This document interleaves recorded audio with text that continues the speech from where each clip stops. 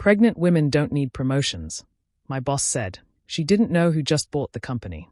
Margaret's office smelled like the same vanilla candle she'd burned for 5 years, mixed with the undertone of superiority she wore like perfume.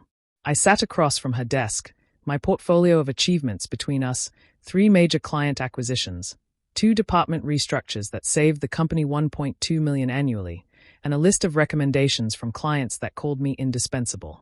She didn't even open it. "We've decided to go in a different direction," Margaret said, her manicured nails tapping the desk. "Different direction." She gestured vaguely at my stomach, where 6 months of pregnancy showed despite my blazer. "Focus on your baby.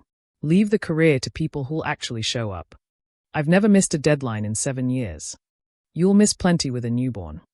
She smiled that practiced smile, the one from the leadership seminars she made us all attend while she played solitaire on her phone. "Brian will be taking over the senior director position." Brian, who started 2 years after me, who'd lost us the Henderson account, who called me sweetheart in meetings and took credit for my proposals. "Is this because I'm pregnant?" "Of course not," Margaret said, already turning back to her computer. "That would be illegal. It's about future availability and commitment to the role." I could have fought, could have gone to HR, filed a complaint, made noise. But I just nodded, stood up, and left the portfolio on her desk unopened. "I'll be starting maternity leave next week," I said at the door.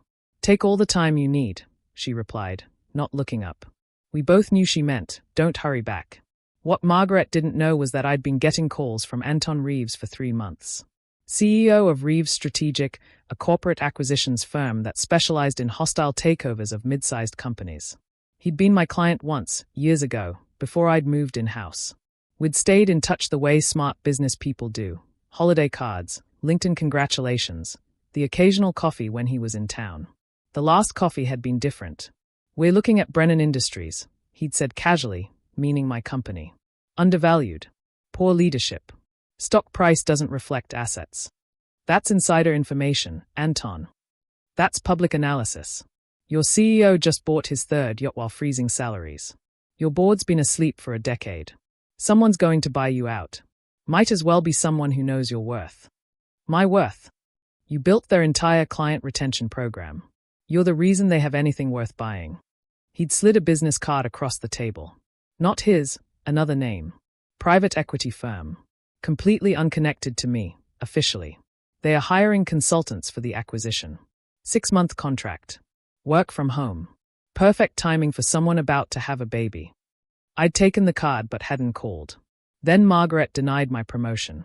I called from the parking lot. The consultancy work was perfect. Analyzing Brennan Industries from the outside, identifying weaknesses, recommending restructuring. Everything I'd tried to tell them for years, now packaged for people who'd actually listen. I worked from home, laptop balanced on my growing belly, building the blueprint for the company's transformation. The acquisition was announced the day I went into labor. Brennan Industries bought by Queensbridge Capital for 2.3 times its current valuation. Margaret probably celebrated, thinking her job was safe. Corporate raiders always kept existing management, right? I had my daughter, Lily, at 3:47 a.m. By 3:47 p.m., I'd received the contract. Not for consultancy. For Chief Operations Officer of the newly acquired Brennan Industries. Starting whenever I was ready. Reporting directly to the board. Margaret's boss. I took the full 12 weeks of maternity leave. Let Margaret think I'd disappeared into motherhood. Let Brian fumble the Morrison account I'd warned him about. Let the whole department assume I'd given up.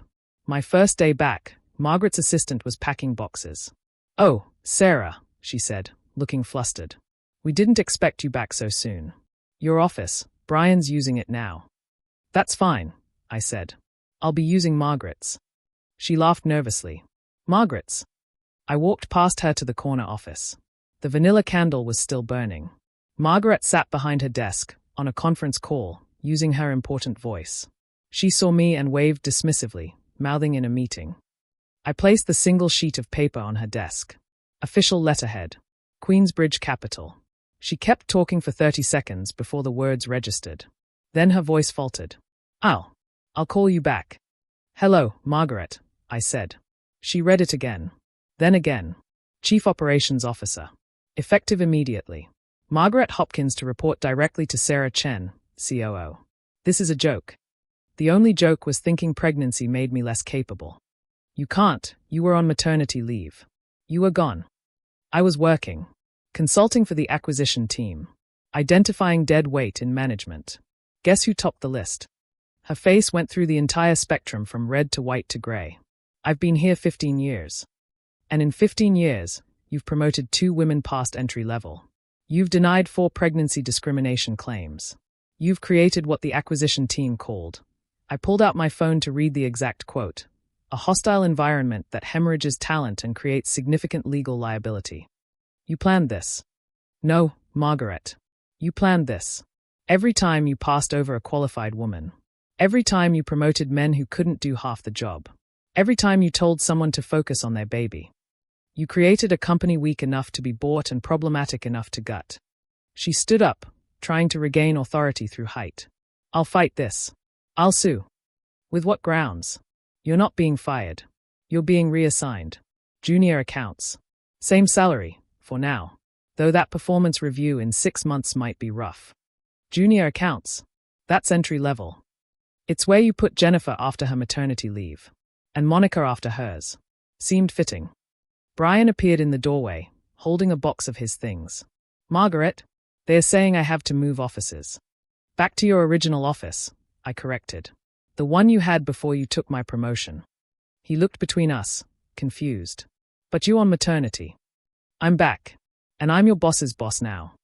I turned to Margaret. You have an hour to pack. I have a call with the board at 10, and I prefer a different candle scent. Something less vanilla. The next 6 months were a masterclass in corporate restructuring. I promoted every woman Margaret had held back. Implemented the flex time and remote work policies she'd called productivity killers. Started an on-site daycare that she'd deemed inappropriate for a workplace. Productivity increased 23%. Employee retention hit a 5-year high. The Morrison account Brian had lost came back, specifically requesting to work with our new progressive leadership. Margaret lasted 3 months in junior accounts before resigning. Her exit interview was brief. This company doesn't value experience anymore. We value competence, I corrected. Experience without evolution is just stagnation with seniority. Brian transferred to our Seattle office. Lower cost of living, he said.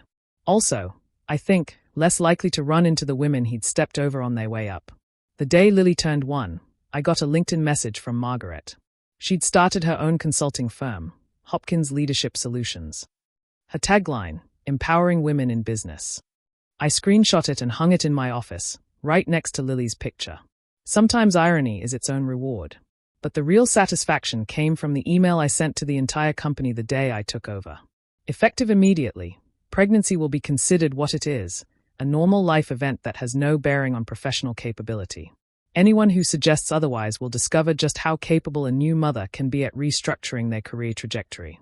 Signed, Sarah Chen, COO, and Lily's mom. The merger paperwork was dated the day Margaret denied me my promotion. The universe has a sense of humor, but sometimes you have to help it write the punchline. Margaret was right about one thing, though. I did focus on my baby. I just did it from her office.